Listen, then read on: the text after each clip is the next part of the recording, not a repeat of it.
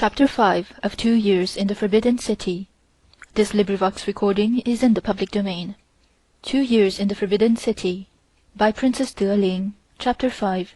An Audience with the Empress. No one informed us the day before that there was to be an audience to receive the Russian minister's wife on that very day. We told Her Majesty that we must go and change our clothes in order to receive this lady. The dresses we wore that day were very simply made and short. The reason we wore this kind of costume was that there was no carpet, and the bare brick floor had ruined our beautiful red velvet gowns.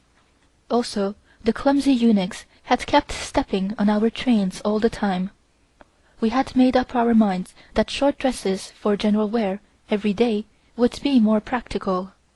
Her Majesty said, "Why must you change your clothes? I see you look much better without that tail dragging behind you on the floor." I laughed at the idea of having a tail on one's dresses. I noticed that the first day when you came to the court. Before we had time to explain to her, she said, "I see. Dresses with tails behind must be more dignified than short ones. Am I right?" We told her it was so. Then she said, "Go and put on your most beautiful gowns at once." We immediately went and changed. My sister and myself wore our pink crêpe de chine gowns, trimmed with Brussels lace and transparent yokes of the same color chiffon. My mother wore her grey crêpe de chine embroidered with black roses and a little touch of pale blue satin on her collar and belt. We dressed in a great hurry, as Her Majesty had sent eunuchs to see if we were ready. When she saw us, she exclaimed, "Here are 3 fairies with long tails." Then she asked us, "Is it very tiring to hold half of your dress in your hand when you are walking? The costume is pretty, but I do dislike the tail. There is no sense having a thing like that. I wonder what these foreigners will think of me having you dressed in their costume. I am sure they won't like the idea. My reason is this: I want them to see you in foreign clothes, in order to let them understand I know something about the way they dress. I must say that no foreign ladies have yet been presented to me dressed in such lovely gowns as you 3 have. I don't believe foreigners are as wealthy as the Chinese. I also notice they wear very little jewelry. I was told that I have more jewelry than any sovereign in the world, and yet I am getting more all the time."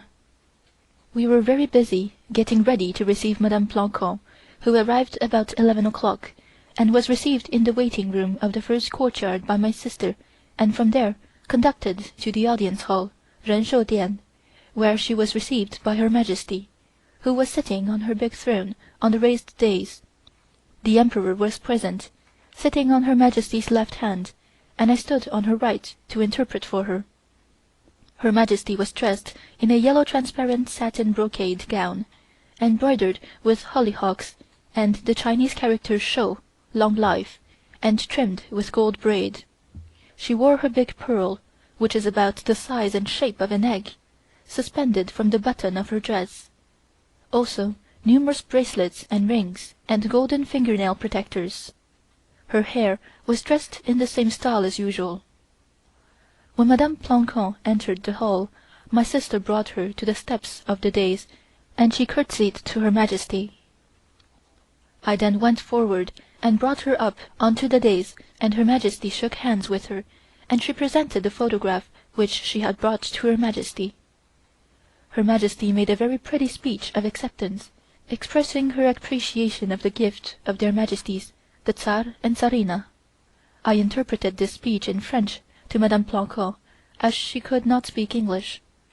After this, Her Majesty told me to take Madame Plancon to the Emperor, which I did. He stood up when she came near and shook hands with her, and asked after their Majesties' health.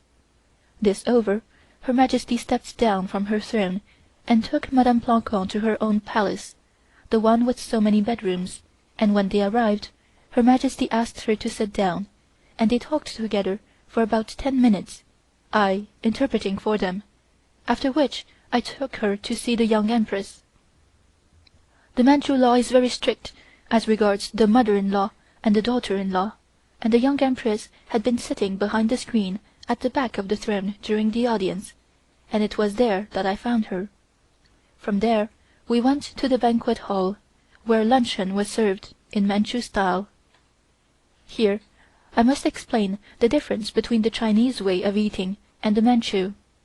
The Chinese place bowls of food, one at a time, in the center of the table, and everyone eats out of these bowls, sticking their chopsticks in and helping themselves to what they want. The Manchus eat quite differently, and are served with individual bowls and dishes, the same as in any other country. Her Majesty was very proud of this, and said that it saved time, not to mention being cleaner. The food in the palace was always very good and clean, especially when we had foreign guests, and of course we had a variety of dishes for such occasions, such as shark fins, bird's nest pudding, not to mention a great quantity of other things. Her Majesty had given me the order that morning to have the tables nicely decorated, and they did look very nice when we sat down. Besides the usual tableware, we had gold dragon menu holders, little peach-shaped silver saucers filled with almonds and dried watermelon seeds, and knives and forks in addition to chopsticks. Her Majesty and the Emperor never ate with guests, so Madame Plancon was entertained by the Imperial Princess and the court ladies. When luncheon was half over, a eunuch came and told me that Her Majesty wanted to see me at once. The thought flashed through my head that something had gone wrong, or that some of the eunuchs had been making false reports, a bad habit of the court, and I was much surprised to find her all smiles. She told me what a nice polite lady Madame Plancon was, and that she had seen many ladies who had come to the court, but none with manners like this one, that she was sorry to say that some of the ladies who came did not behave very well. She said they seem to think we are only Chinese and do not know anything, and look down upon us. I noticed these things very quickly, and am surprised to see people who claim to be well educated and civilized acting the way they do. I think we, whom they call barbarians, are much more civilized and have better manners. She was always very polite to the foreign ladies, no matter how badly they behaved, but after they had gone she would tell us who was nice and who was not. After she had finished saying this, she gave me a beautiful piece of green jade to give to Madame Plancon. When I gave it to her, she had said she wished to thank Her Majesty, and I took her to the palace again. When we had finished luncheon, she told me how pleased she was with her reception and the kindness that Her Majesty had shown her, and took her departure, we accompanying her to the courtyard of the audience hall, where her chair was waiting. Her Majesty had made a rule or custom that after all guests had departed we must go to her and report everything. I suppose she was like all women, a bit of a gossip as well as the rest. It appeared so at any rate. She wanted to know what Madame Plancon said, whether she liked the jade, and whether she enjoyed her luncheon, etc. Her Majesty was very pleased that I had interpreted so well for her, and said, "I have never had any one to interpret for me this way before. Although I don't understand the language, I can see that you speak it fluently. How did you learn? I will never let you go away from me any more. Sometimes the foreign ladies bring their own interpreters, but I can't understand their Chinese, and have to guess at what they are saying, especially some of the missionaries Mrs. Conger brings with her. I am very happy to have you, and want you to stay with me as long as I live, and I will arrange a marriage for you, but won't tell you just now." I felt very happy at what Her Majesty had said, and thought I had made my debut under very favorable auspices, and was very glad that Her Majesty liked me.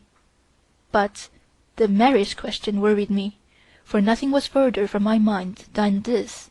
I afterwards told my mother about it, and she told me not to worry, as I could always refuse when the time came. When we had told Her Majesty all that Madame Plancon had said, she told us we could go to our rooms, that as we had risen early that morning, and had worked very hard, we must be tired and needed the rest, that she would not need us any more that day. We courtesied to her according to the custom when saying good night, and retired. Chapter 6 Read by J.C. Guan, January 2009.